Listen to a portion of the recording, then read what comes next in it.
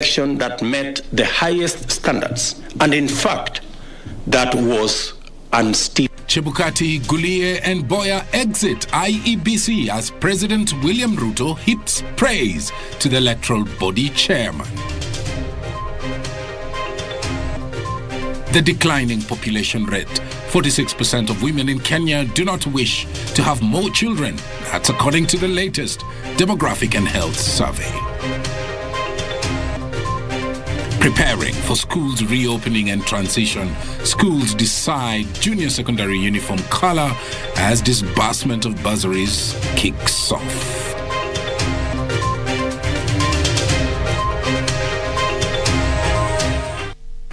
Susan Thuku is in charge of our sign language docket, our socials at KBC Channel 1, my Twitter handle at Mboya24. Tonight, we can report authoritatively that the Independent Electoral and Boundaries Commission Chair Wafula Chebukati's tenure has officially come to a close. Chebukati Tuesday handed over his exit report to President William Ruto, this after a two-term reign at the helm of the country's electoral body, where he oversaw 2 general elections, including, you remember, that repeat presidential election.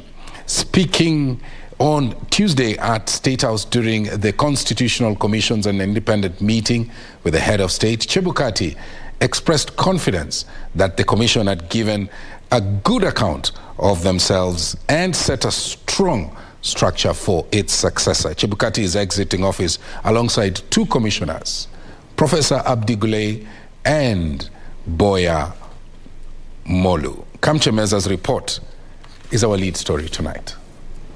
In the country for 6 years in the electoral body, outgoing IEBC Chair Wafula Chebukati on Tuesday took a bow. At the State Engagement Forum between President William Ruto and constitutional commissions and independent officers, Your Excellency, I wish to hand you over the exit report. Chebukati handed over his exit report to the President, signaling his official exit from the helm of the country's electoral body. We are living in a commission that has strong structures, a strong secretariat, and we feel we have done our best for the country. In what marked his last official speech as the chair of IEBC, Chebukati hailed the commission's performance. We ran a free, fair, credible, transparent election 2022. And as a commission, we have put in place structures which the incoming team should build on. Chebukati, together with Commissioners Professor Abdi Gulay and Mboya Molu, are exiting office after their biggest assignment of conducting the 2022 general election. The 3 are on record saying that they have nothing to regret in running the affairs of the electoral body during their tenure. The last election saw presidential results disputed, ending up at the Supreme Court, but the Apex Court upheld the results. President William Ruto, together with other top government officials, commended the commission's performance. It is this uncompromising commitment to his constitutional responsibility that enabled Chebukati lead IEBC in learning effectively from the 2013-2017 elections to deliver an election that met the highest standards, and in fact, that was unstealable. You are our heroes, and Your Excellency, I want to thank you that last Jamhuri Day, you did honor these 3 Kenyans for their service to this great country. Singular act of sheer commitment and firmness to the rule of law and constitutionalism. Thank you. May God bless you abundantly. Chebukati has set the bar for us, that you can actually do the right things in the face of incredible adversary and still walk tall.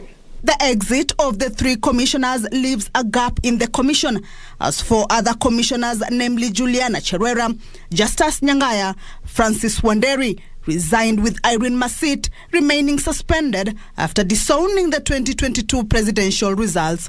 Kamchemenza for Prime Edition.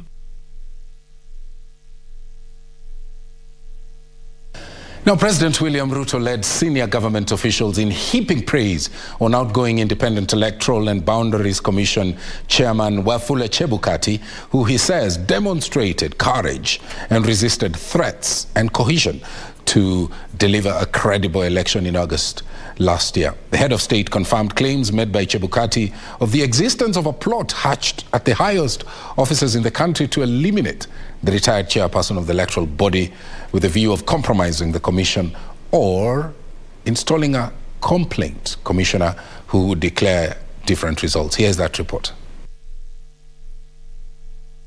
At a round table between President William Ruto and constitutional commissions, the head of state used outgoing IEBC chairperson Wafula Chebukati as the model for diligent public service.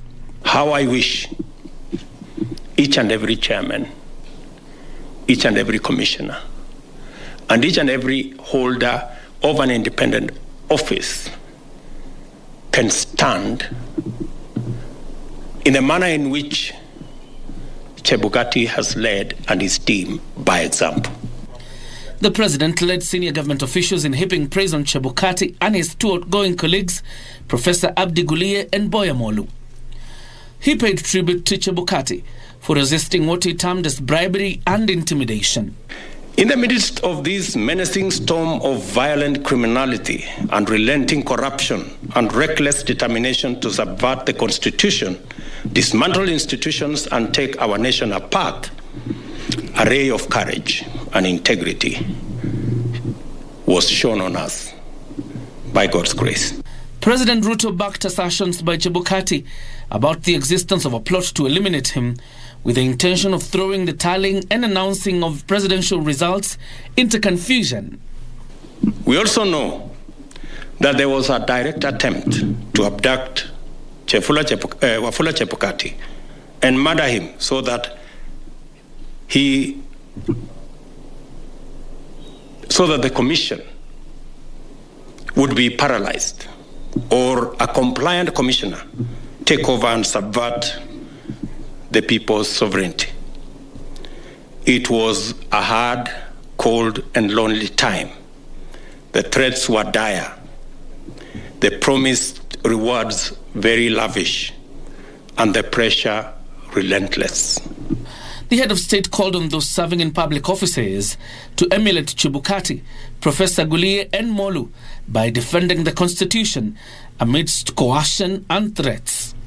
In the case of the IEBC, this mechanism resolved to infiltrate the organization by introducing at its highest level sleeper commissioners whose sole task was to lie in wait for the election, then spring into action and take drastic actions to subvert the will of the people.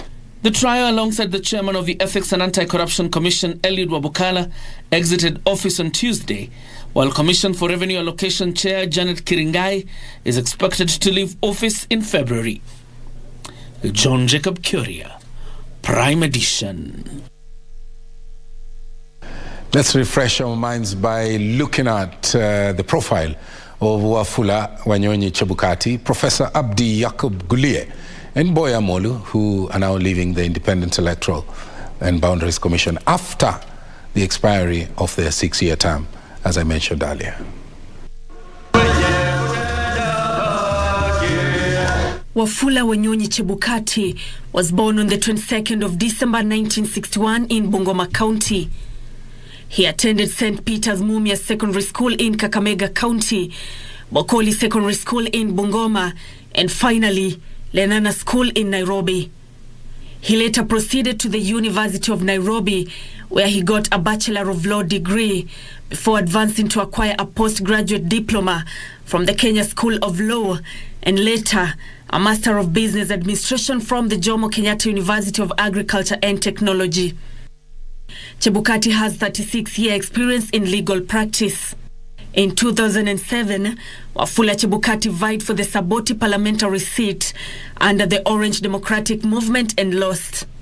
On the 18th of January 2017, He was appointed by retired President Uhuru Kenyatta as Independent Electoral and Boundaries Commission chairperson.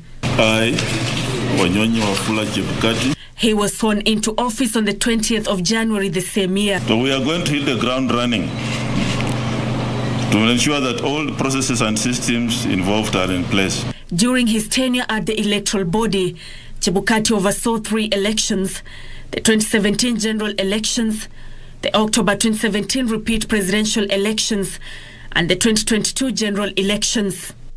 While at the helm of the commission, he oversaw devolution of the commission operations from 17 regions to 47 county election manager offices. He also oversaw development of various policy manuals and standard operating procedures to address systemic challenges within the commission systems and operations, among other achievements. Professor Abdi Yakub Gulie was born in 1962 in Wajir County. Academically, Professor Gulie obtained a Bachelor of Science in Animal Production from Egerton University, Master of Science in Animal Production from University of Aberdeen in Scotland, and a PhD in Animal Nutrition from Rowett Research Institute. He has experience in animal production, animal nutrition, and over 27 years of university teaching experience. Professor Gulie also served in various boards of institutions and organizations. He chaired committees such as audit and risk management as well as finance. Mboya Molu has over 15 years of experience in human resource management and administration. Before he joined the electoral body, he served in various capacities at the Central Bank of Kenya, as well as the Judiciary in Human Resource and Administration Directorate. Mboya Molu studied in India, earning a Bachelor of Business Administration from Karnataka University and later a Master's in Business Administration from Periyar University. Molu has over 15 years experience in human resource management and administration, mainly in public sector. He also served as council member of the Kenya Institute of Human Resources Management, Kenya. Nancy Okware, Prime Edition. Mboya Molu graduates from Karnataka University in India. Let's now move into the space of health. The fertility rate in the country has declined to 3.4% from 3.9% in 2014. This is according to the Kenya Demographic and Health Survey 2022 released by the Kenya National Bureau of Statistics as well as the Ministry of Health. 42,300 households were sampled in the study, which also found out teen pregnancies in Kenya are high in areas with low literacy levels. Beatrice Gatonye is on that story.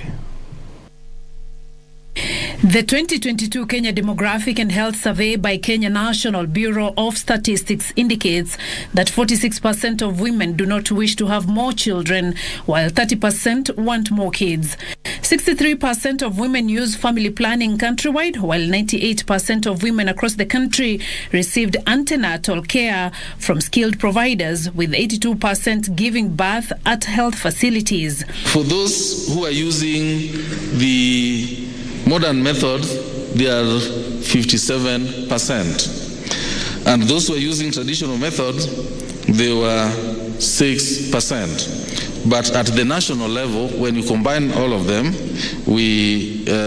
those who are using any method, they are 63%. Counties that had more women giving birth in the hospital include Nyeri at 99%, Nairobi 99%, Kiambu 98%, Elgeyo Marakwet 98%, Kisumu 98%, and Nyandarua 98%. There are those who made 4 or more antenatal care visits. It was standing at 66%. And then we have those who received postnatal check during the first 2 days after birth. They were 72%. According to the survey, which is the 7th to be conducted in Kenya, teen pregnancy stands at 15% nationally and is common where illiteracy is high. Kenya National Bureau of Statistics Managing Director McDonald Obudho said the counties that recorded the high number of teen pregnancies are Samburu at 50%, West Pokot at 36%, Marsabit 29%, Narok 28%, and Meru 24%. For the no education people, 38% of them were pregnant. For those who had primary level of education, 20% of them were pregnant. And the story goes on to those who have higher level of education beyond secondary, 5% of that group were pregnant. The report further shows that nationally, 26% of women have health insurance compared to 27% of men who have health insurance. 41.5% of people in urban areas have health insurance compared to 31% in rural areas. Vaccination uptake of basic antigens among children aged 12 to 23 months countrywide is 80%, with Vihiga County leading at 96%, followed by Nyandarua at 95%, Mombasa at 93%, Murang'a 95%, and Tharaka Nithi 95%. Beatrice Gatonyangetich, Prime Edition. Well, that report linking literacy levels with the teen pregnancies brings us to our first break. When we come back, look at an item, mental health. We're going to look at the school enrollment, plus Meru Governor makes a promise. We will tell you what that promise is. You stay with us.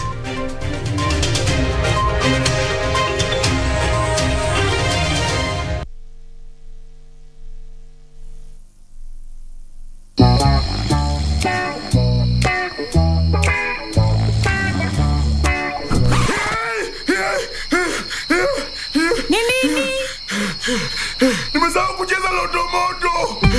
Usisahau kucheza Loto Moto. Shinda milioni 2 kila siku kwenye M-Pesa. Chagua lipa na M-Pesa. Paybill number 757070. Account number andika neno Loto. Kisha weka star na nambari yako ya simu. Weka kiwango chochote cha pesa kuanzia shilingi 50 hadi 2000. Aulali. Lipa kisha subiri draw. Welala.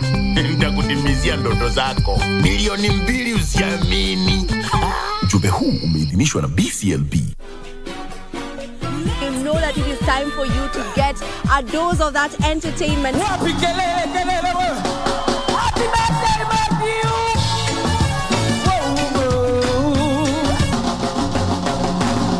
She's dying. Mercy, please. She begging.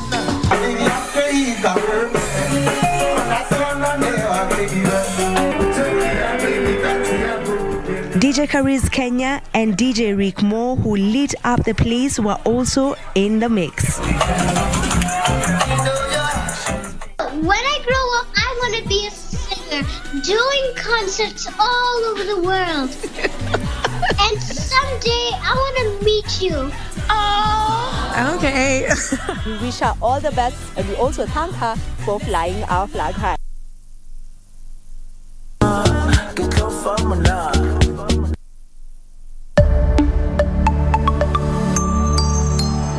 Na ni uongo pia that aliacha kazi Kisima Drops. Vile aliacha kazi na hii ni kesi mbili tofauti. Oh my God, Melissa! No. Oh, she's still my daughter, regardless.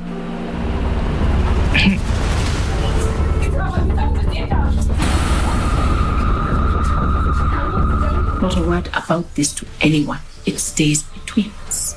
You and Melissa. She doesn't need to know this. Doesn't need to know what? Listen.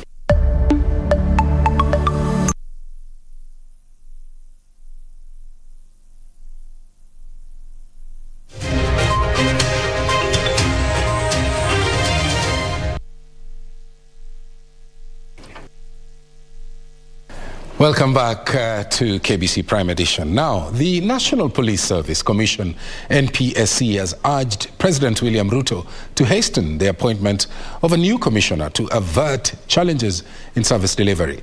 National Police Service Commission Chairperson Eliud Kinuthia said following the resignation of Commissioner Naftali Rono, the body has appointed an interim commissioner to currently act in the capacity of the exited commissioner. Here's that report.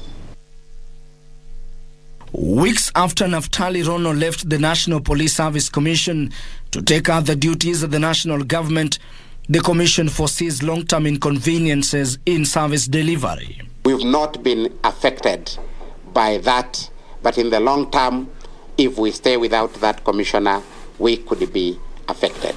Although the commission has in the meantime appointed an interim commissioner, the National Police Service Commission Chairperson Eliud Kinuthia called for the speedy appointment of a new commissioner.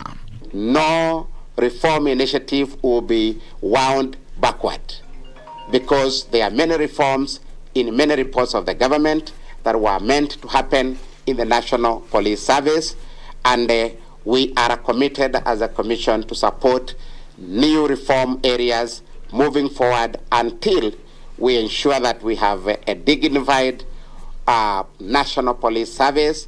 The commission, while applauding the government for instituting the task force on the review of the terms and conditions of the National Police Service and Kenya Prison Service, urged police officers working under deplorable areas and conditions to come out and air their grievances to the task force.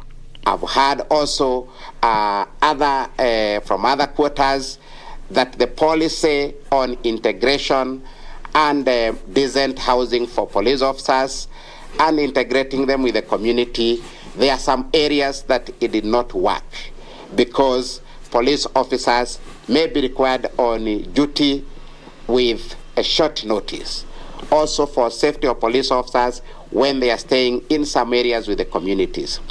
All these issues that you've raised with the commission, this is a time to raise them with the task force. The 23-member task force chaired by former Chief Justice David Maraga will, among others, review and recommend improvement of matters relating to the welfare of officers, terms and conditions of service and other reforms. Ben Chumba, Prime Edition.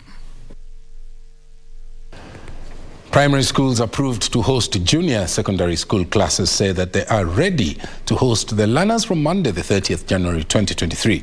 A spot check by KBC Channel 1 showed parents rushing to schools to firm up enrollment plans.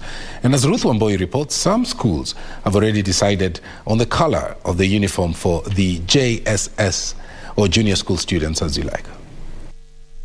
A day after the release of placements and reporting dates for grade 7 and KCP candidates by Education CS Ezekiel Machogu, it is a rush against time. Weeks to the enrollment of the junior secondary school learners, stakeholders do not want to gamble with the new system. With grade 7 learners being the pioneering class of the CBC system, parents, teachers and students are ready to embrace the teething problems. As we arrive at Nairobi Primary School, we find teachers and parents of the first cohort of grade 7 learners at a closed-door meeting. Then we had the meeting once again, the parent this morning, to give the feedback of the information we have been gathering from the ministry in terms of the uniform which they are worried of, their classes, psychological preparedness. They could be disturbed psychologically, so we take a step and call these learners come to school. They be talked to. We do for experts who are good at guidance and counseling, who took them through the process. In other words, orientation, what it means to go to junior secondary. The JSS learners' uniform will have a different color from the existing color in the schools they are domiciled. Well, I think in terms of psychological preparedness, uniform is part of it. You feel you have transitioned. You may still be in the same compound, the same environment, but the uniform helps you feel you've transitioned. When you look at your classmates in a different uniform, you feel you're a different group. Proponents of the CBC saying it is best as it focuses on the learners' abilities rather than competition. There are no changes because the government has spoken that there will be no school fees for junior high.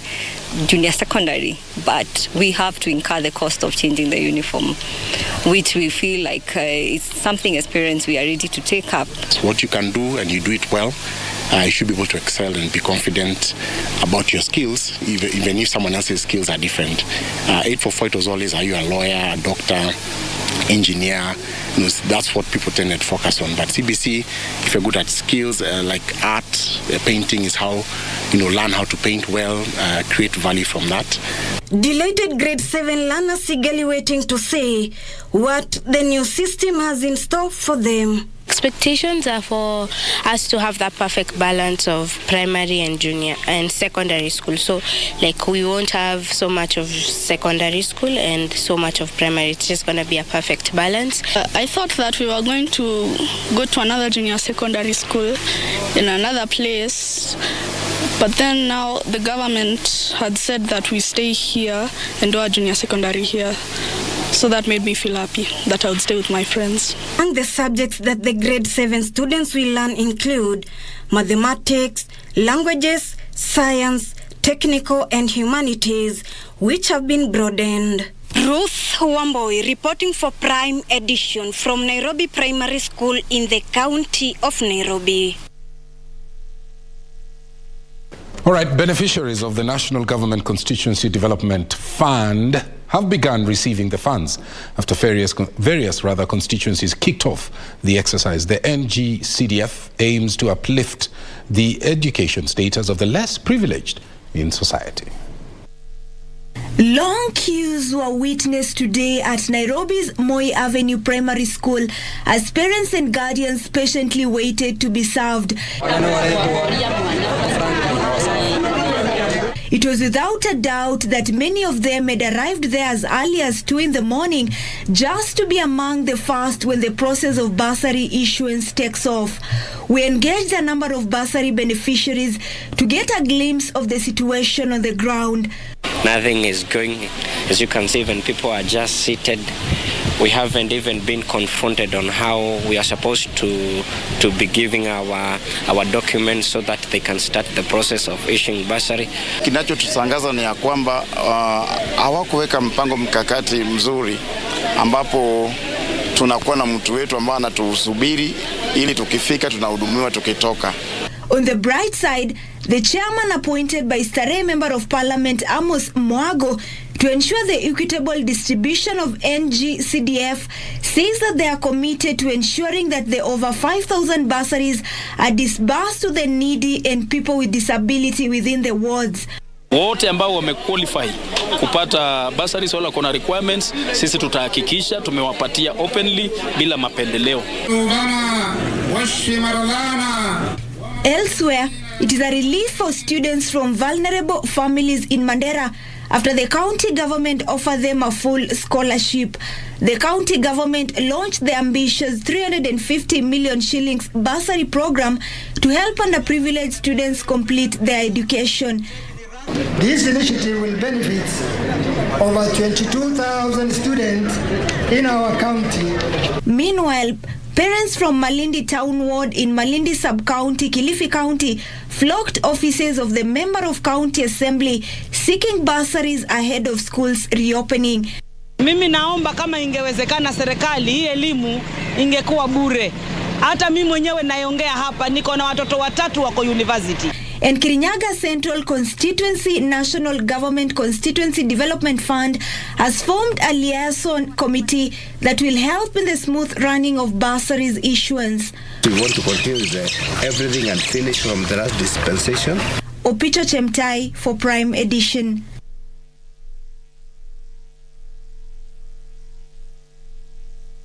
Meru Governor Kawira Mwangaza Tuesday made her first public appearance since her failed impeachment. Mwangaza came out to launch a cleanup project that's within Meru town, the governor promising residents that her government will ensure that all the roads in the town are repaired. Let's listen in.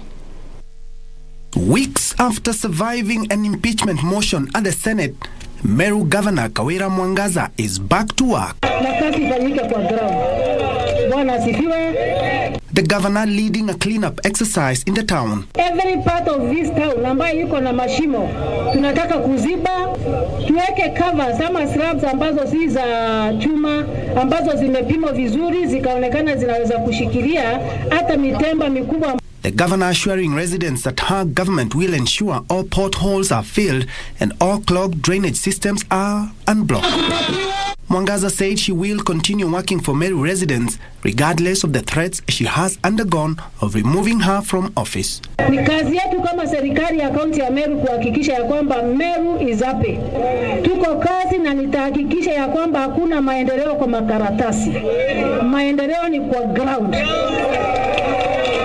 Maendeleo ni kwa ground. Kama watanichukia kwa sababu ya kutembea kusupervise kazi ambayo ni kazi yangu, waendelee, lakini lazima kazi ifanyike. Governor Mwangaza was impeached by members of the County Assembly of Meru who accused her of abuse of office, nepotism and gross misconduct. She was vindicated by the Senate, which said the Meru County Assembly failed to substantiate the claims. For Prime Edition, I'm Ben Troinjwe. Tourism, Wildlife and Culture Cabinet Secretary Penina Malonza has reiterated government's commitment to accord freedom fighters the national recognition that they deserve. Malonza said that they are working with the National Heroes Council to ensure national heroes and heroines are also honored through installation of monuments in Kenya and in the diaspora. The CS made the remarks when she visited Mama Mukami Kimathi, the widow of Kenyan freedom fighter Dedan Kimathi, at her Komarok home here in Nairobi, Kenya. Mama Mukami has been ailing, by the way. She was recently discharged from hospital after President William Ruto stepped in and settled her bills. Past heroes who fought for our freedom, but then we have other heroes who are coming up. So they are also mandated to begin now collating for us a database where we can also know the new upcoming heroes in our country and then work with them. Good one. Embakasi North Member of Parliament James Gakuya, who is facing graft charges along 12 other people, has objected to the planned transfer of the magistrate handling the cases. Subsequently, Gakuya, through his lawyers, intends to write to the Chief Justice to reconsider the decision until the magistrate disposes of the case. The magistrate, Elizabeth Juma, is expected to assume duty in her new station on the 23rd of January 2023. Embakasi North Member of Parliament James Gakuya, who is facing graft charges alongside 12 others in the alleged approximately 35 million shillings CDF funds case, was in shock to learn of the transfer of the magistrate handling the case after 12 witnesses are testified and 8 more yet to take to the stand. The judicial mode of information of transfers is now different. But this time, we are only gossiping around here. Through lawyers Kirathi Wandungi and Danstan Omari, Gakuya and the co-accused expressed the intention to write to the Chief Justice for considerations on the administrative matter. Redress to be heard through the Chief Justice so that a court which is near completing a matter can be able to do that. My view, Your Honor, would be a Court of Appeal judge sat as a High Court judge. The magistrate handling the matter, Elizabeth Juma, has been transferred to a different workstation and is expected to report on the 23rd of January. The only way out for this court is to have this matter mentioned before the station. Gakuya was granted his passport, which he intends to use to travel to Ethiopia, but return on or before the 20th of February 2023. The matter will be mentioned on the 1st of February 2023 for further directions. Sarafina Robi for Prime Edition. Now let's take you back to the 60s. The 60s that were the formative years of Kenya Defence Forces. The country would then spend the next decade building its defences and equipping the military to protect the sovereignty of the newly established republic. But it was that coup, the one of 1982, the attempted coup, that appeared to have sort of hastened the pace and altered the structure of KDF. A new wing was established as a result, and a fresh cohort of young, energetic, and dedicated servicemen and women were recruited. One of those officers was Lieutenant Colonel retired Elias Mboya. Here is his story on this week's episode of Military Tales with Nisi Imano.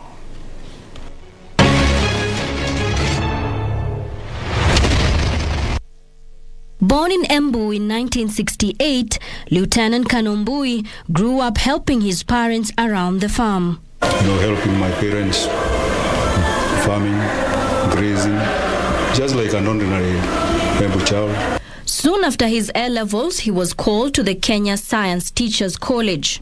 When I reported, I found my name was missing in the list. And efforts to complain, because I had a calling letter, did not bear any fruit. So I went back and looked for a job of teaching as an untrained teacher. So I taught in a school, in a secondary school, Utobangao Secondary in Kirinyaga. In 1983, just 1 year after the attempted coup, he heard of military interviews in Embu town. Then I went for the interview and I was recruited. I was successful. He was recruited in the army in 1983, right after the 1982 attempted coup. So a lot of officers left the service. I think now they converted some of us cadets from the army, and then we went to the Air Force. And then we trained together, both Army, Navy, and the Air Force. In 1984, Lieutenant Colonel Mboya was posted to the then 82 Air Force Flying Training School as a training pilot. I was flying, yeah, but I think I found it better joining the logistics because I could have more time, attending my family. So I changed to logistics, and then that is where the adventure started. As a logistics officer, he was posted to the Central Supply Depot, a job that involved traveling to military units all over Kenya. It involves inspections, audits, and those kind of things. And we used to travel all over the military units. Lieutenant Colonel Mboya went to Sierra Leone as a military observer in July of 2000. We had a Kenyan battalion in Sierra Leone. But me, I did not join as a peacekeeper. I joined as a military observer. So the job of a military observer mainly was to, to move around doing patrols, gathering intelligence, briefing the other troops on what is happening around the country. Lieutenant Colonel Mboya is remembered as the officer who risked disarming rebels without waiting for backup. I decided to take a risk alone. And I traveled to Sembe. I talked to the colonel. We agreed. I briefed the headquarters. And we set up a date of disarmament. And that day we got 101 guns disarmed. And I said, although I risked, I think it was one of the best things I did. When he came back to Kenya in December of 2001, he was assigned greater duties and responsibilities. Yeah, when I came back, briefly I was posted to National Defense College. I came back to CSD and I became the commanding officer at the Central Supply Depot, where we proceeded with the normal ordinary supplies, equipment, supplies to the Air Force. Until his retirement, Lieutenant Colonel Mboya served at the Kenya Military Academy. KMA has got different colleges. There's one in Lanet.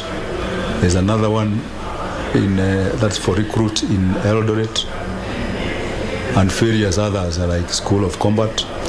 So mine was a coordination of those colleges. For Prime Edition, I'm Nisi Imano.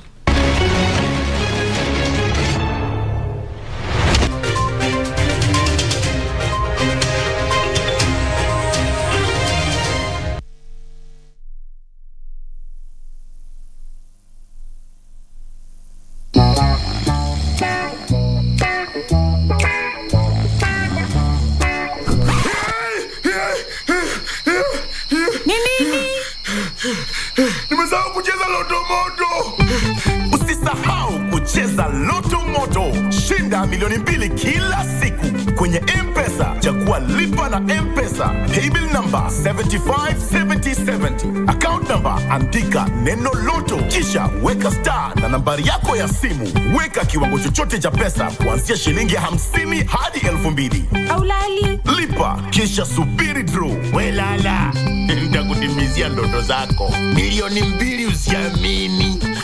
Ujumbe huu umeidhinishwa na BCLB. Sauti ya Kenya 92.9. Hii ni KBC Radio Taifa. Kila kitu maishani kina sauti yaleta furaha. Radio. Sauti ya elimisha, yahimiza, yatuleta pamoja. Sauti ya Kenya Radio Taifa.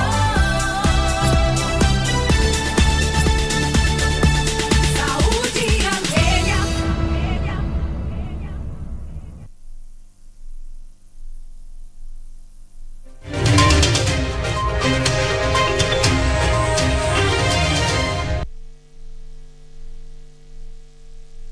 Well, it's time to see whether we had any figures seesawing at the stock exchange. Betty Kiptum on the business set.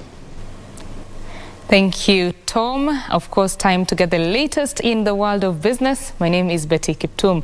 Now, communities living in mineral-rich regions will receive their share of royalties within 3 months. Mining Cabinet Secretary Salim Mboya says this is pegged on a multi-agency team putting in place regulations to govern the sharing of royalties by communities. The mining law requires that 70% of royalties be held by the national government. County governments where the resources are mined are allocated 20%, and communities where the minerals are harnessed are to share out 10%. According to the Office of the Auditor General, the government holds mineral royalties worth about 7.5 billion shillings that are yet to be shared out due to lack of a legal framework to guide the distribution of the money. Among the key headaches for the government has been how the amount that is reserved for the host communities is supposed to be shared out. Kwa na jukumu ya kuweza kuangalia mfumo mzuri ambao utaweza kusaidia katika ugavi wa hizi asilimia za mapato ya madini. Mboya is assuring communities that the government will disburse the mining royalties within 3 months. Hazina ya kitaifa. Kwa hivyo tunatarajia mwezi kama wa 3 hivi tutaweza kuwa tumefaulu kupata mfumo huu ili uweze kuanza kutekelezwa. Na hapo awali pia nilikuwa nimeulizwa swala kuhusu mambo ya uchumi samawati. There are plans to lift the ban imposed on issuance of mining licenses, which could happen in 2 months if the process of digitizing mining licenses, creation of a mineral lab, and geo-mapping report is completed.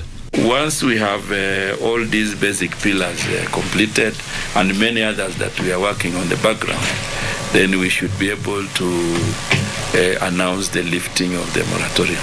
The Mining Ministry is also preparing a bill that will guide the value addition on natural resources to increase earnings. Benson Ruba reporting for Prime Edition. Now, coffee cooperatives have expressed confidence in the reforms being undertaken by the government, noting that they are long overdue.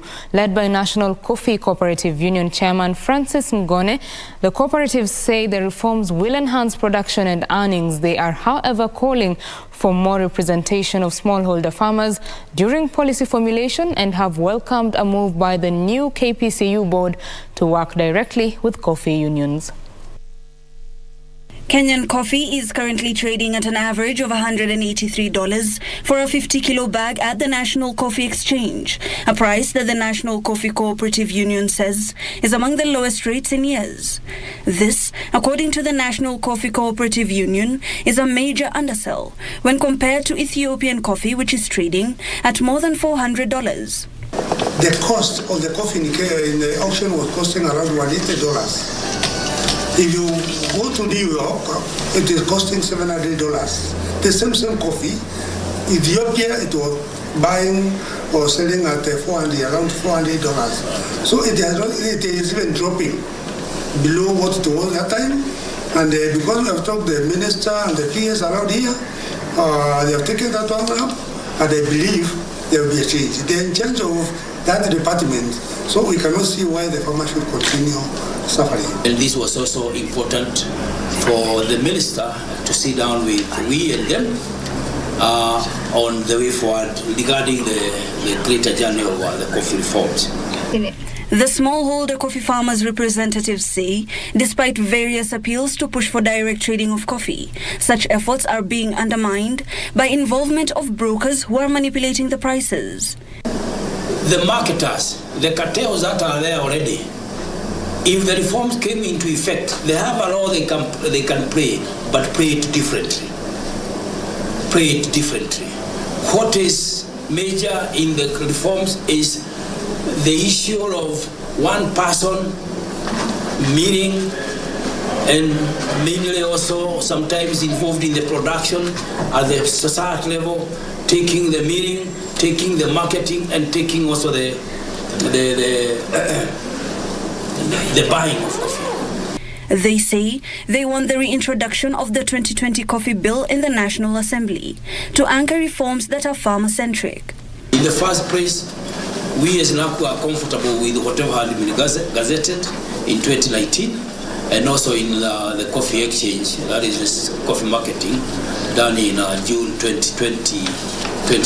We are comfortable. Moreover, they want representation at the Agriculture and Food Authority. Hibak Said for Prime Edition. On to matters construction, over 60% of buildings inspected in Kenya have been found unfit for human habitation for not meeting the set construction guidelines. The National Construction Authority says a multi-sectoral approach would suffice in dealing with the rising cases of collapsed buildings. In the last 5 years, over 87 buildings have collapsed with over 200 people losing their lives. The collapse of buildings, especially within Nairobi and the satellite towns, has been blamed on poor workmanship and unqualified professionals in the construction industry. National Construction Authority blames property developers, rogue contractors and engineers for undertaking projects without following set out guidelines. NCA General Manager for Registration and Compliance, Susan Ruto, says out of the 26,000 structures inspected across the country, over 60% have been found unfit for habitation. We do this Construction Excellence Award. It is a way of encouraging also more contractors so that they can also do more work, so that even the collapses can be reduced. Ruto says the authority has issued several suspension orders to developers. We have a unit of enforcement whereby once suspension orders are issued, our enforcement unit ensures that there are no any construction work being carried out. The authority is, however, seeking a multi-sectoral approach in enforcing building regulations to curb the rising cases of collapsed buildings. Previously, we were working in silos. You find that different agencies, they were working independently. But currently, we've realized that this is a concerted effort. It is a collective responsibility, and that is what we are doing. The authority is exploring the use of drones and other technologies to monitor the sites. Wairi Mujenga for Prime Edition. Moving on, the government has identified 5 fish landing sites across the country's water bodies that will be fitted with cold storage facilities to reduce post-harvest losses.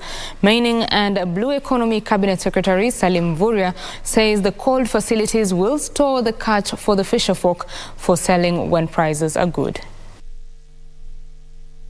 Kenya is seeking to more than double fish production from the current average of 150,000 tons annually to 350,000 tons in 10 years. A raft of measures to anchor this increase have been planned, such as construction of 5 fish landing sites fitted with cold storage facility on the shores of key water bodies. The cold storage facilities are to stabilize the price of fish by allowing farmers to hold their catch waiting for good prices. Tutakuwa na landing sites au bandari ambazo ni za kisasa ili kuhakikisha wale wanaovua wanapofika ufuoni pia wanaweza kupata mahali kuna barafu, ndio waweze kuhakikisha wanapokuwa na uhifadhi mzuri si lazima wauze saa hiyo hiyo. The government is in talks with the private sector to increase investment in deep-sea fishing in the Indian Ocean. Tunafanya kazi na wenye sekta ya kibinafsi ili kuweza kuwapa motisha ya kuweza kuingia sana katika sehemu hizi za bahari na kufanya uvuvi wa kibiashara. Those in the fisheries value chain are being encouraged to form or join cooperatives to access capital and other support for their trade. Benson Druba reporting for Prime Edition. And Kenya is this year's host for the 3rd Pan-African Conference on Crystallography. In the event held at the Bomas of Kenya, scientists drawn from Africa, Europe, Latin and North America had an opportunity to highlight problems facing the region and present their ideas on solutions in research and technology transformation within the African continent. In one-of-a-kind event held in Nairobi, the 3rd Pan-African Conference on Crystallography brought together scientists and researchers from all across the African continent and beyond. The presentation is associated with going back to the rural areas where we can analyze soil for the 3 most common elements that we put in our soil, so that the farmers cannot just put fertilizer blindly. They can have an opportunity where they put fertilizer based on their needs. My research centers around improving the energy density of these lithium-ion batteries, increasing the cycle life, reducing the toxicity of the battery, and reducing cost of the battery so that it can gain full implementation in Africa. Crystallography, which is a robust analytical technique used in fields such as material science, geology, and drug discovery in medicine, seeks to offer solutions to problems faced in various disciplines. So lots of things that are really important on the African continent, but we don't have a lot of people who are practicing crystallography and doing it. So part of what this association wants to do is to develop this science across the continent so that we can solve our own problems. We are calling to all scientists all over the world during this conference to talk about solving pertinent issues of our continent, ranging from solar energy, water issues, computer, batteries, and many other issues that affect us. With this year's theme being harnessing crystallography for Africa's research and technology, stakeholders reiterated the need for African governments and investors to support and embrace the research, adding that some of the solutions can be of economic value. To enable research means that your economy can actually move forward. It's the fundamental sort of research and technology and innovation all happens right at the base level of doing something like this. Getting these people networking together to come up with new ideas will eventually help your country develop and increase your infrastructure and your technology. So these are some of the opportunities many African students looking at the economic situation don't really have. So this is an opportunity this platform is creating. With crystallography slowly gaining traction in the African continent, conferences such as this hope to bring together scientists to address the challenges they face in the course of their practice, even as they call on governments to intervene and provide proper infrastructure to enable effective practice. Trevor Ngendo for Prime Edition, Nairobi. On that crystallographic note, wow, quite the word, that is where we end business news this evening. Sports news is coming up with Karen Kibet. My name is Betty Kiptum. Do have yourself a good night. Bye-bye.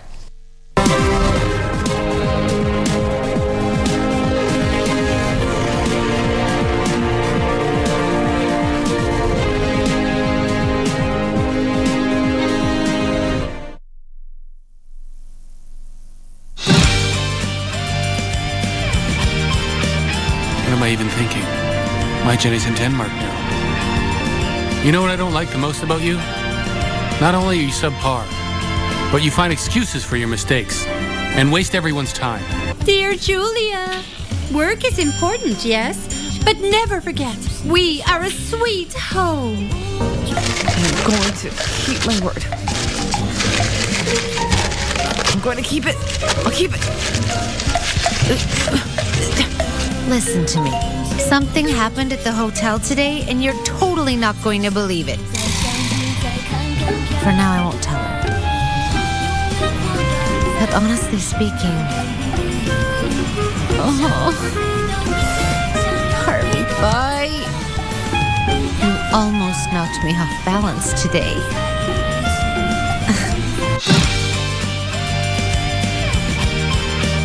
Sauti ya Kenya 92.9. Hii ni KBC Radio Taifa.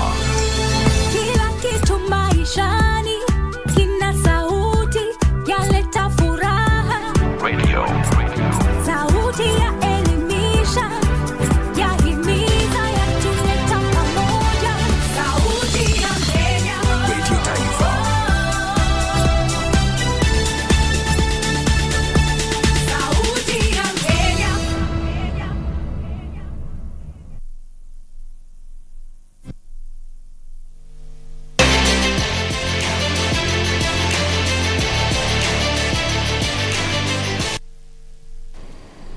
A very good evening to you. I do hope you're holding up well. Let's now take a look at what's making headlines in the world of sports. My name is Karen Kibet. The 2022 Sports Personality of the Year Awards, SOYA, 5-member shortlist in both the men's and women's categories has been revealed ahead of the gala scheduled for Friday at the Kenyatta International Convention Center right here in Nairobi. Last year's winners, 100 meters African champion Ferdinand Omanyala and 1500 meters Olympic champion Faith Kipyegon headlined the list in the Sportsman and Sportswoman of the Year nominees respectively. Omanyala will battle it out with marathon world record holder Eliud Kipchoge, 800 meters Olympic and world champion Emmanuel Korir, boxer Nick Okoth and rally star Karan Patel. In the corresponding women's category, Kipyegon will face it off with Angelo Kutoi, who won a doubles Grand Slam title at the Australian Open. Commonwealth Games champion Mary Mora, her 5,000 meters counterpart Beatrice Chebet and golfer Naomi Wafula. The awards will fit sportsmen and women across 9 categories, including the most promising players, sports team of the year and coach of the year, among other categories. Double Olympic champion Eliud Kipchoge's world marathon record set in Berlin last year has been ratified by the World Athletics. Kipchoge set a new record time of 2 hours, 1 minute and 9 seconds after shaving off 30 seconds from his previous record. Meanwhile, former Copenhagen half-marathon champion James Mwangi Wangari has been provisionally suspended by the Athletics Integrity Unit for the use of a banned substance, narandrosterone. Sorry for that. Take a look. Doping menace continues to wreak havoc in athletics in the country after yet another athlete was found to have breached World Athletics anti-doping rules. James Mwangi Wangari is the latest casualty to fall into doping trap, and he has been provisionally suspended by the Athletics Integrity Unit for use of banned substance noreldesterone. This will be the second doping offense for the 28-year-old long-distance runner who was banned for 4 years in 2017 for the presence of the same substance. Meanwhile, double Olympic champion Eliud Kipchoge's world marathon record set in Berlin last year has been ratified by the World Athletics. Kipchoge set a new record time of 2 hours, 1 minute and 9 seconds after shaving off 30 seconds from his previous record. Kipchoge came close to once again breaking the 2-hour mark in Berlin last year in a race that saw him pass the 20-kilometer mark 2 seconds ahead of his time during the Ineos Challenge in Austria in 2019. The marathon supremo has managed 15 wins from 17 marathon attempts, and he has won 2 Olympic gold medals. The history maker in Berlin yet again. Thank you, Nora, for that report. That particular banned substance is referred to as norandrosterone. Sorry for that. Moving on, Jerome Ngom Mbekeli scored the only goal as Cameroon beat Congo 1-0 in their first African Nations Championship match at Oran Olympic Stadium in Algeria. The action continues today with the hosts Algeria facing Ethiopia. Cameroon on the break. Ngom once again, danger for Congo. Cameroon national soccer team leads Group E of the CHAN Championships after overcoming Congo 1-0. They've worked it all the way up there. Kemanjo is in the middle. Oh, and it's on goal! In Group D, Mali came from behind to force a 3-3 draw against Angola. Kalaba to Jabba! And there is the center striker. There's Kalaba! The matches continue tonight with Ethiopia playing Algeria in Group A. Meanwhile, Portuguese forward Cristiano Ronaldo is set to make his debut in Saudi Arabia after he was named the captain of the Riyadh All-Star elite team that will play in a friendly against Messi's PSG.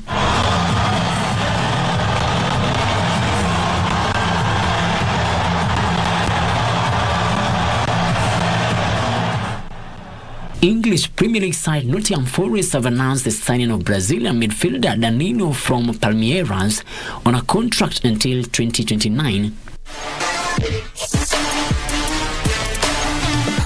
Finally, FA Cup continues tonight with Wolves hosting Liverpool in the replay after the two sides played to a 2-2 draw at Anfield earlier this month. And Moki's report brings us to the end of the sports news tonight. I'll see you tomorrow with more sports news. My name is Karen Kibet. Have yourself a peaceful night. I now hand you back over to my colleague, Mboya. Thank you, Karen Marakwet Kibet. We want to thank you so much for watching this live broadcast. Our sign language interpreter has been Susan Thuku, and we have a dedicated team in the back end, the Prime Edition team that has put all this together. We want to thank you on your behalf for watching. My name is Mboya, and I'm wishing you a pleasant evening from the capital city of Nairobi, Kenya. Good night, and God bless you.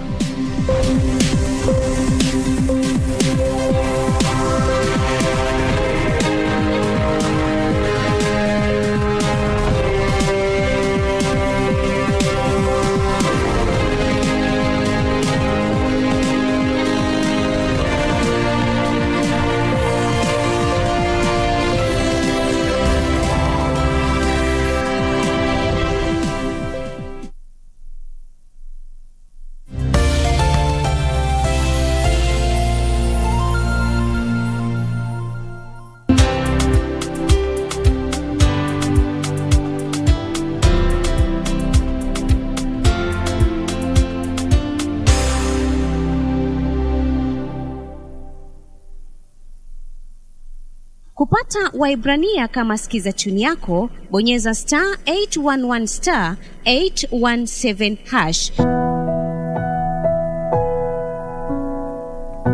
Yesu Kristo ni yule yule, jana, leo na hata milele. Wahibrania 13 mstari wa 8. Kupata Waibrania, bonyeza star 811 star 817 hash. Star 811 star 817 hash. You know that it is time for you to get a dose of that entertainment. Happy birthday, Matthew!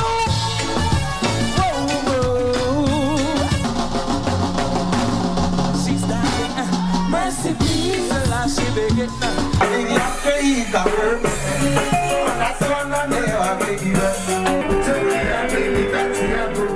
DJ Kariz Kenya and DJ Rick Moore, who lit up the place, were also in the mix. When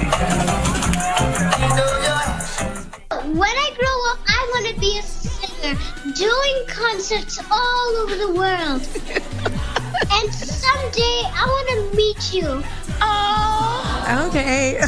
We wish her all the best, and we also thank her for flying our flag high.